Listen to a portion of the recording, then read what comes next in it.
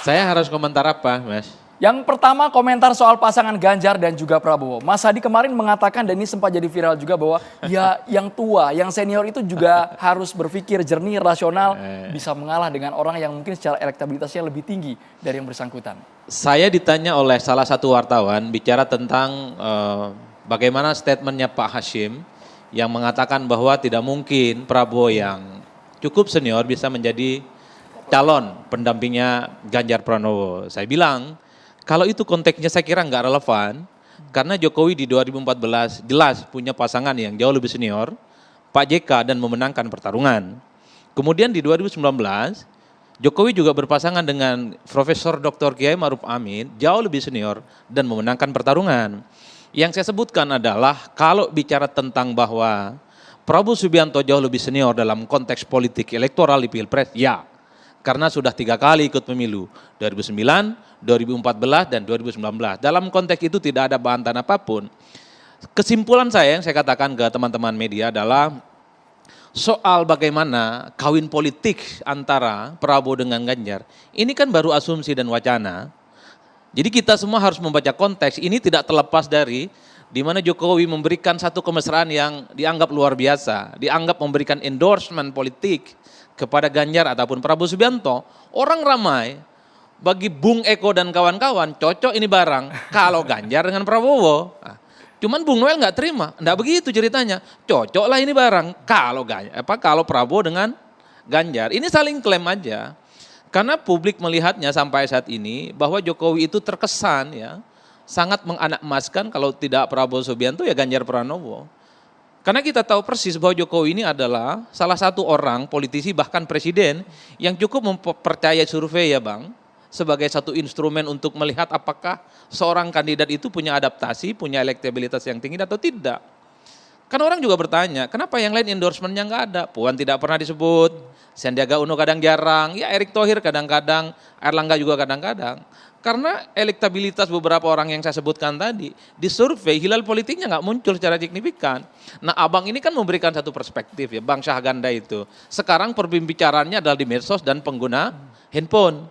Cuman kan orang sekali lagi sampai saat ini masih belum menggunakan itu sebagai instrumen untuk melihat apakah seorang kandidat dan partai itu kuat atau tidak. Yang kedua, kita tidak pernah tahu bagaimana perilaku politik orang yang punya handphone. Saya punya iPhone misalnya, pilihan politik saya ke siapa? Apakah Merek itu, Bang. betul? Apakah ke Ganjar? Apakah kepada Prabowo? Apakah kepada Anies dan seterusnya? Kalau misalnya kita melihat siapa yang menggunakan handphone, kita tahu mereka itu adalah mereka kelas menengah ke atas. Kalau kita melihat data-data survei, kelompok kelas menengah ke atas itu rata-rata pendukungnya Anies Baswedan. Yang kedua, orang yang melek politik menggunakan handphone adalah mereka yang berpendidikan tinggi. Minimal dia adalah lulusan S1. Dilihat dari angka-angka statistik, survei, mereka yang lulusan S1 ke atas adalah mereka yang preferensi politiknya kepada Anies Baswedan. Jadi kalau kemudian di tracking pengguna handphone dan internet, misalnya Google tracking itu paling tinggi, Anies rasional.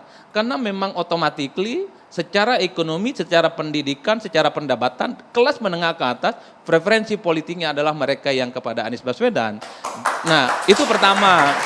Yang kedua, pemilih-pemilih Prabowo, pemilih-pemilih Ganjar adalah mereka yang ke bawah, menengah ke bawah secara ekonomi dan secara pendidikan. Dan jumlahnya kalau kita mengacu pada data BBS ini yang mayoritas Pak.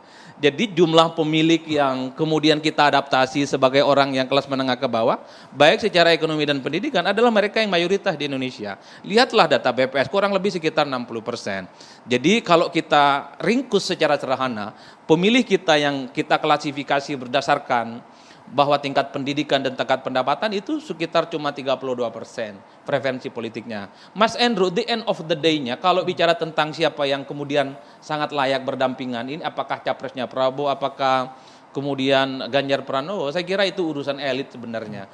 Kalau kemudian Jokowi bertemu, ada Mega bertemu, dan Prabowo Subianto bertemu, bicara hati dari ke hati, saya kira pertengkaran Eko dan ini selesai.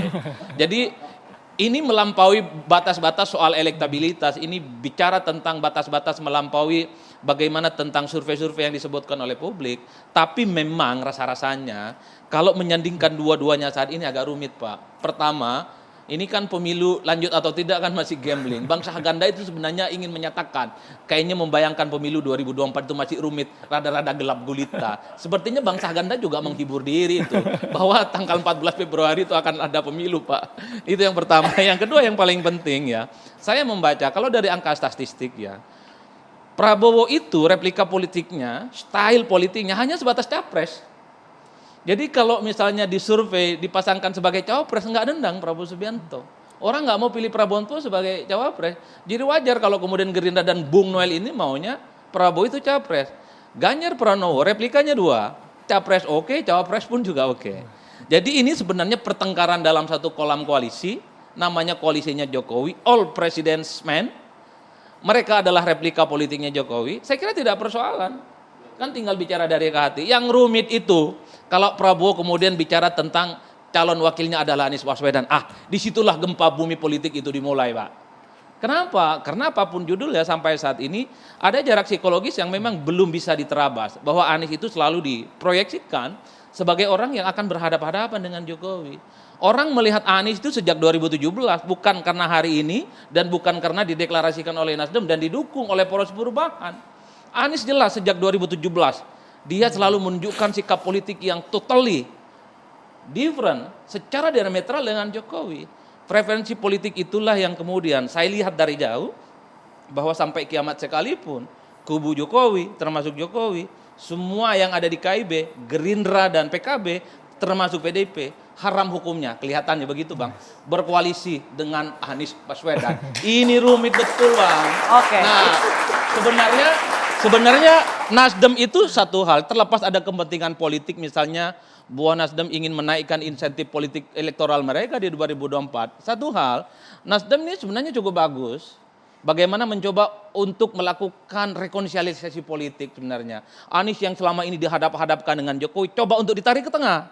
Bahwa Anies itu tidak seperti yang dibayangkan orang. Ingat loh, Anies itu adalah orang yang pernah jadi jubirnya Jokowi. Orang yang pernah menjadi menterinya Jokowi.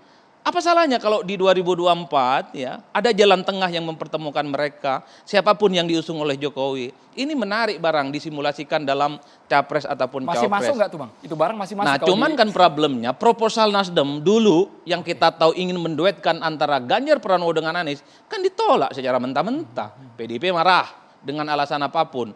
Semua kubu pemerintah juga marah. Dan Ganjar secara eksplisit mengatakan saya tetap merah dan tidak mau. Saya tetap PDIP dan seterusnya. Tapi ketika Ganjar diusung oleh PAN ataupun P3 di berbagai tempat untuk maju, nggak menolak Bang. Karena disanding-sandingkan dengan Erik, disanding-sandingkan dengan Prabowo, disanding-sandingkan misalnya dengan Sandiaga Uno, nggak ada soal. Tapi ketika Ganjar coba untuk dikawinkan dan disanding-sandingkan dengan Anies Baswedan, langsung deny, ditolak. Suasana hatinya berontak dan tak nyaman. Maka ketika Bung Eko ditanya, apakah sangat mungkin Ganjar dengan Anies, kemudian Bung Noel juga bicara tentang apakah mungkin Prabowo dengan Anies. Mereka bicaranya retoris betul Bang. Padahal Bung Noel sama Eko bicara itu faktual. Okay. Jadi ngomongnya tidak to the point, iya ataupun tidak. Kan begitu ceritanya. Jadi kalau mau jujur sebenarnya Nasdem ini sedang melakukan satu ikhtiar politik supaya ada rekonsiliasi di 2024. Tak ada lagi faksi-faksi politik yang mengkristal efek residu demokrasi 2017 dan efek residu pemilu 2019. Cuman sampai saat ini proposal yang ditawarkan itu tidak mendapatkan sambutan yang hangat. Karena ada sejumlah partai, sebut saja misalnya PDIP, minyak-minyak, air-air. Haram hukumnya bagi PDIP berkoalisi dengan partai yang jelas-jelas mendukung Anies Baswedan dan jelas-jelas memiliki mazhab dan iman politik yang berbeda. Makanya saya katakan akan menjadi gempa bumi politik. Kalau Gerindra dan Prabowo menyatakan siap berkoalisi dengan Anies, saya kira ini mantap betul. 2024 akan kita melihat bagaimana pesta pora demokrasi yang